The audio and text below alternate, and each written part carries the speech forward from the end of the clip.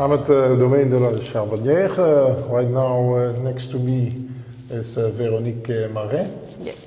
She is the winemaker. Actually, she's gradually taking over from her father. Yes, since 2009, yes. Okay. So you finished your school? Yes, I finished. First, I've done a business school about wine, and after, I've done a 2-year courses about viticulture and enology. Mm-hmm. And when I finished school, so in 2009, I came back here and do a little of work. No, that's not a bad place to do yes. the work, huh? Veronique, where's the winery located and the vineyards? Can you tell something? So here we are on the road of Courtezan. So we are still in the appellation of Châteauneuf-du-Pape, but we are nearby Courtezan. The location of our parcel is very near Courtezan. We have a lot of parcels in Courtezan, but we have our parcels are very scattered. We have some in Courtezan, and like Mourre de Perdrix, Baratin, Mourre de Gau, Valerie. But we also have some in north of Châteauneuf-du-Pape, so it's Brusquières, mm-hmm. and another in the east is Lacroix. Okay. So you put together a tasting with 1 white and 5 red wines. Yes. You make a whole range of complementary wines. Yes. I know your wines for a while. So we can start with the white. The white? Sure. Yeah. Can you tell me something about the cepage? Blend? The blend is 40% Grenache Blanc, 40% mm-hmm. Roussanne, and 20% Claret. Mm-hmm. In general, it's every year the same? About the same, yes.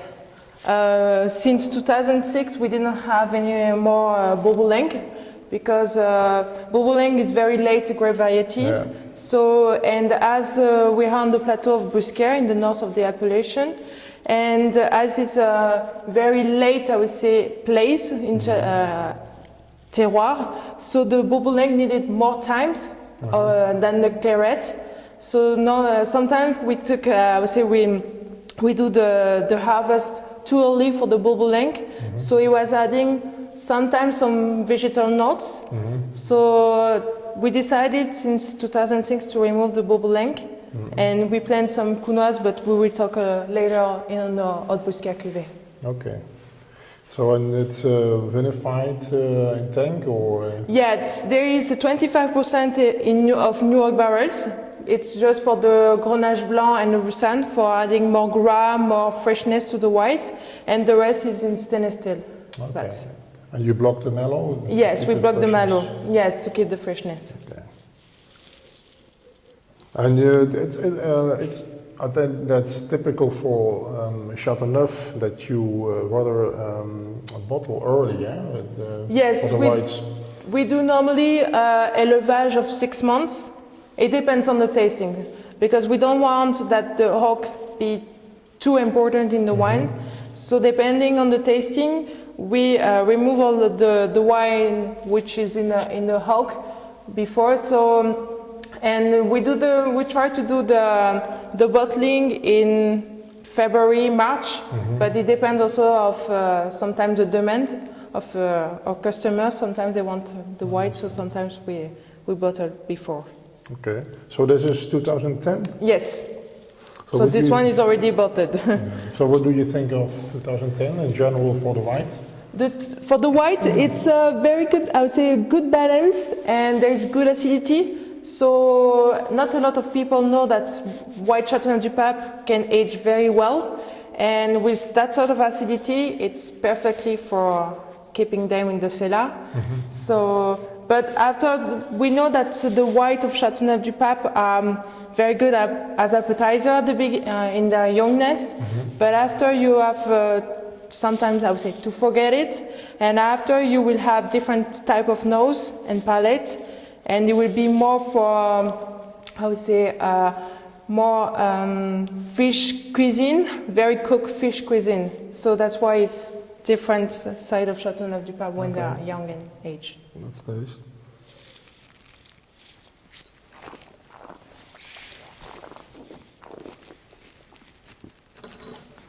It's very fresh, eh?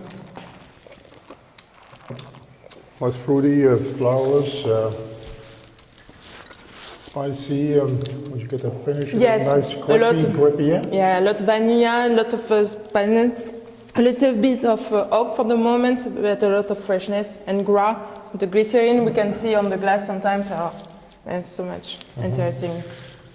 Because the oak, and that's what I explain to wine lover always, is the first thing you need to taste the wine before the oak, because you taste the oak before the wine, it's not a good sign. No.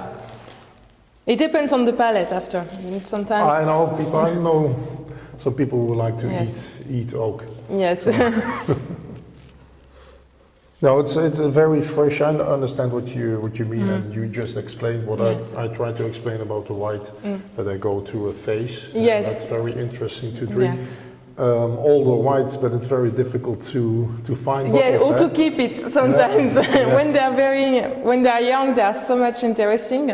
I would say in the glass. So sometimes it's very difficult to keep it aside in the cellar. So even sometimes for us. So. I know what you mean.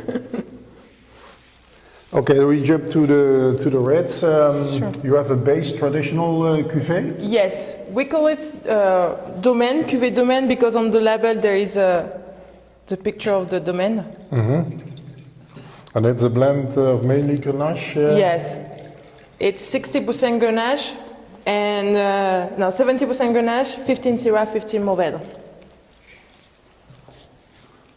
And it's completely destemmed?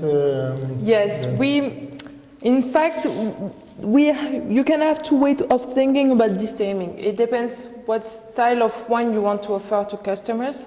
If you want that the wine where they are, I would say, young, a very fruity style of wine, very soft tannin and very approachable, you destem. Okay. If you want that the wine can age, I would say more about aging, you can keep some stem in the vats, and they will be good for, I would say, the keeping in the cellar. Okay. But as more and more people are, I would say, drinking wine early, because when they buy a bottle, I would say the statistics say that about 48 hours they are drinking the wine, so that's why we chose to destem our Châteauneuf. I understand. And the wine is aged in cask? It's in a big oak vat that we do the vinification and the aging. And so we have, for the vinification, there is also a part in the stainless steel vats, but after everything for the élevage is done in a big oak vat. Okay, when people want to see pictures of the wine cellar, you can see the book. Charbonnière, you see some pictures of the barrels and of the, so that's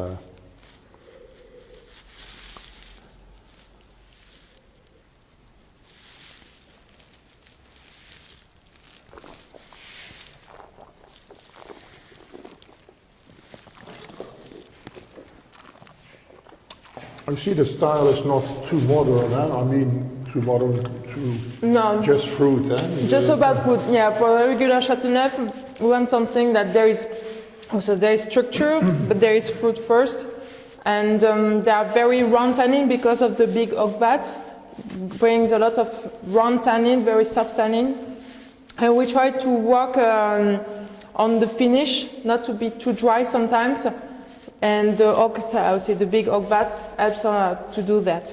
Because that's sometimes a problem with a very old foeder, eh? Yes. It gives some dryness. Yeah, because in Châteauneuf du Pape, the big old food sometimes are where the second life of a beer, I would say, vat, they was cleaned, but after there was bringing some Châteauneuf du Pape. So sometimes they are, I would say, very old, and sometimes with the old, I would say, the age, more they age, more they give some dryness to the wine. Okay. It will be the same thing for barrels, I would say. Yeah. If you keep long time barrels, sometimes they give some dryness to the wine. Yeah, it's very approachable right now. Yes, Eh? yes, 2010 is definitely a lot of color, I would say, but we know already the description of the characteristic of the vintage.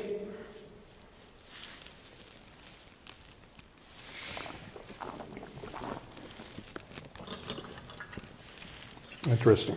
You have your second wine. Yes. So this one, Mourre de Perdrix, is a single vineyard cuvée. So we so have... from LUD close yes, to your close to the winery, estate, yes. We have about 8 hectares in a row, 96% of these name plots. So it's like a monopoly for us. And so in this wine, it would be 70% Grenache, 15 Syrah, 15 Mourvèdre. It would be the same blend as the first one. It's just that the soil, which is very different from the other. So on the Mourre de Perdrix, it's very sandy soil. There is some marne, also some pebbles, round pebbles of Le Galets Roulés. But the very sandy soil gives a lot of softness to the wine, and we see on the tannin. And the vines, the age of the vines is a little bit It's older. about, we have 30 to 55 years old. Okay. We have also some senso, but on the 8 hectares it's not representing a lot. So this is typically a wine made by the expression from the terroir. yeah, expression of the terroir of the I would say the soil is very important for I would say for viticultures or in France or.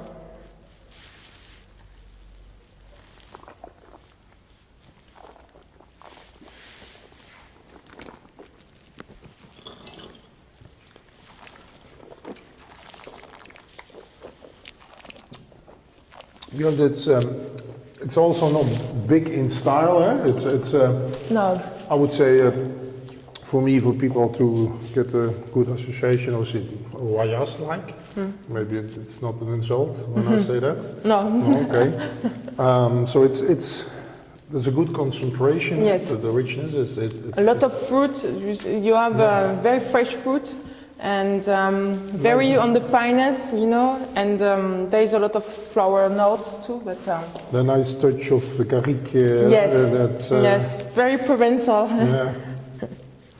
That's what I, from Provençal region, I understand the best is the garrigue. The language, I do not understand anything on the Provençal.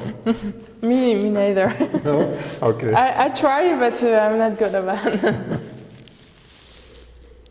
Oh, I like the nose. It's opening. It's something. The wines are just open, but you see the wines go through the face, and sometimes people just pop and pour. But it will be interesting to give the wine a chance to air, to give it a little bit more air, or whether it's shut down in the beginning. Yes. To decant. Yes, but this one usually each time is approachable. Right, you open the bottle, it's already approachable. Yeah, you smell the nose. It's great. Because of it's very soft, very a lot of fruit, so each time it's very easy to drink right away. Each year, it's something that it's its profile. I would say each year it's very approachable, very opulent. You know, a lot of very greedy, very. So that's the identity of the terroir. Yes, yeah? Yes, definitely. Okay, great. Then we go to your third. It's Vieilles. And this is mainly 80-90% Grenache? It's 70% Grenache and 30% Mourvèdre. I remember that changed a little bit. Yes, sometimes it depends. I would say before 2003, the Mourvèdre was, were not so interesting. Because Mourvèdre is a grape variety that needs a lot of sun and a lot of, Mistral, a lot of concentration. It needs a lot of concentration. So sun, Mistral gives that. And before, I can explain, but it was it gives too much dryness to the wine, sometimes some vegetal notes, which was sometimes not interesting when the wine was young, but I would say for the aging it's great because Mourvèdre is like an antioxidant. But at the beginning, the wine was not, I would say showing wine. It was not so interesting that nowadays with more the Mourvèdre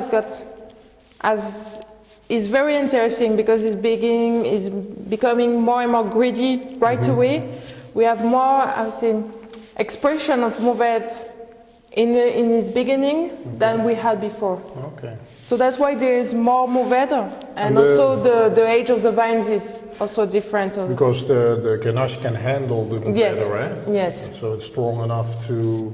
Yes. And because the Grenache vines are about, an average, I would say 75 years old, because we have very young plants, but also we have very old plants.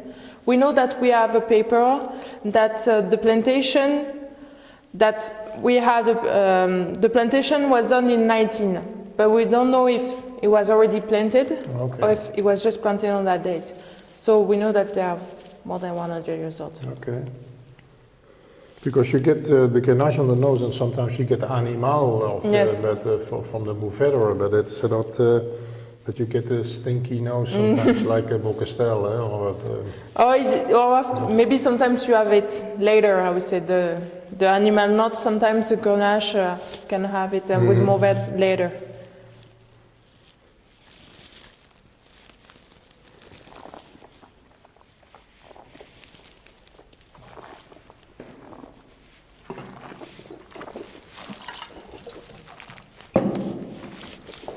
Wow, yeah. You get the interplay, between the Grenache and the Mourvèdre. You have all the tannin and they're arriving. So it's more definitely a wine for keeping, I would say. More wine for the cellar for the moment. Because you saw that there is so much complexity, a lot of concentration of the Grenache and the Mourvèdre. So this is very interesting, and it's going to be more and more interesting when it's going to age. And the Mourvèdre is aged in barrels?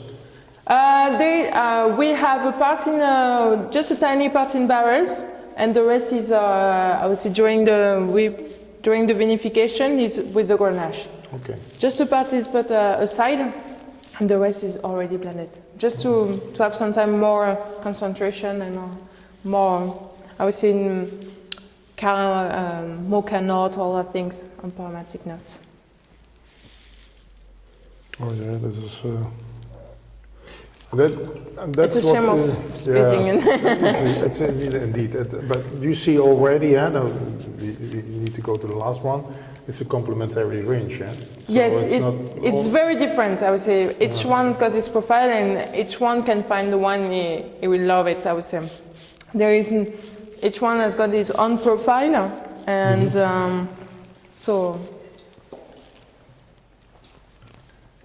Even I would say in the same family, we don't have the same taste of in the wine. So. No, that's good. It's subjective, but I think a good eye for quality is important. Yes. To make the good decisions in the vineyard and winemaking. I would say each decision is important. In this, I would say, from the vineyard to the cellar, each decision are so much important. Have so much impact. A few decisions. So this is... It's Hautes Brusquières. So Hautes Brusquières is in north of the appellation. So this one, there is 60% Grenache, 38% Syrah, and 2% Counoise. Okay. That we planted because we removed the bubbling. So the Counoise is not a very well-known grape variety.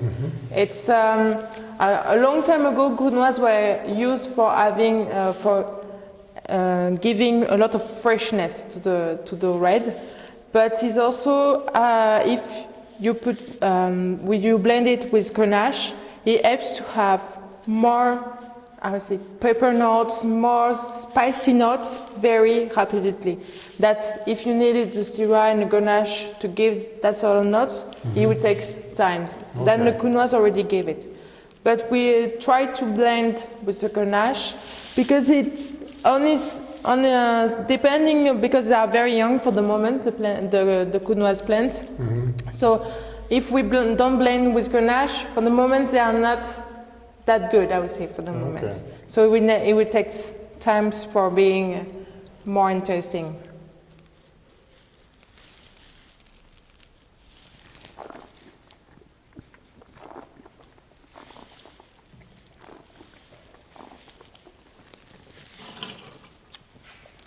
Again, plenty of fruit, red, black fruit, dark fruit. licorice. Well, again, you got very well structured, huh? Yes, for the moment, so the noise is very Syrah, because Syrah is very, I say, volatile, so it takes, every time it takes the glass at the first 4 years. And after, the blend of Grenache, Syrah and Counoise is very massive, but also Hautes Brusquières is a single vineyard cuvée in the north of the appellation on Plateau des Brusquières. And as there is a galets roulé and the clay underneath, we gave a lot of structure also to the wine. It's, I would say the perfect image is when you hold, I would say, a galet roulé, which is heavy, it will be the same style in the wine. So you have, I would say, each time the terroir match the wine, so which is interesting. Indeed. So since last year you make yes, l'envol. Yes, l'envol, which is very, I would say, brand new, but also very modern this way because the level is not the same that the other one. Okay. So it's a decision of my sister and I making something on our own, and because we don't, I would say, as my father already, I would say, done all this such great wine there, so we wanted to do something by ourselves. So we created something new, but at the beginning we didn't know what it was going to be. So we said, okay, we will see, and with a tasting and in discussion with all my parents, we said that we are going to create a new cuvée. So that's what we have done. So what's the grape variety? For 2009, it's 70% Mourvèdre and the rest of Grenache, because the Mourvèdre, as I told you, is very interesting. So we wanted to show that Châteauneuf-du-Pape wines with Mourvèdre are very interesting, and it's like also a modern way of, and also very, it will look like us, very modern, like us. So this is a petit cuvée, low production. Yeah, low production. Start, yeah? Yes. About less than 2,000 bottles. So. Okay. And it's aged together in the blend? Yes, it's put together, and at the beginning it was so we have done in stainless steel vats for the vinification, and after we have used some barrels, 2 to 4 years barrels to do the wine. Okay. And for 2010 there will be normally a cuvée envol, and but the secret is the blending. Oh, come on, you know what? And the terroir will be a secret too, but is the aging was done in demi-muit. Just tell me, was 2010 a very good Mourvèdre vintage? Yes. So it will be 100% Mourvèdre. It was. I just guess. I don't know. I don't know. Okay. It's not the same that the 2009. We will find out. You will have to taste, and you will have to imagine. Okay.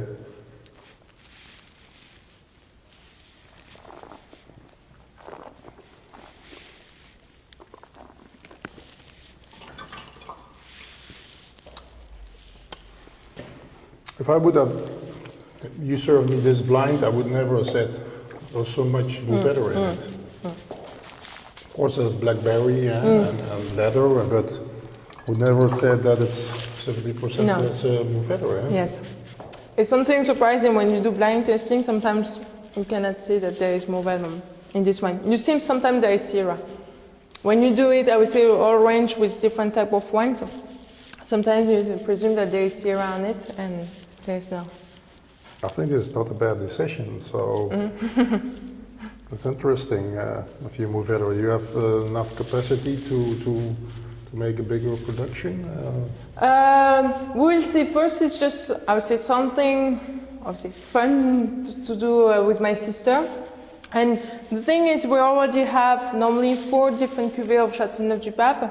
We don't want to make maybe more production of l'envol because it would be too much for, I would say, for customers, but also for distributors. So that's why we keep it, I would say, simple de l'envol, and we will see after. It's for the moment that it's brand new, so we'll see it's going the baby. Okay, that's interesting. For the people who are watching, I can only emphasize that these wines are high quality range. So whenever you have a chance to grab a bottle, take one. There's for sure there's a style you will love. Very thank you for You're welcome for this interview. You're welcome. That's a great tasting. Thank you. Cheers.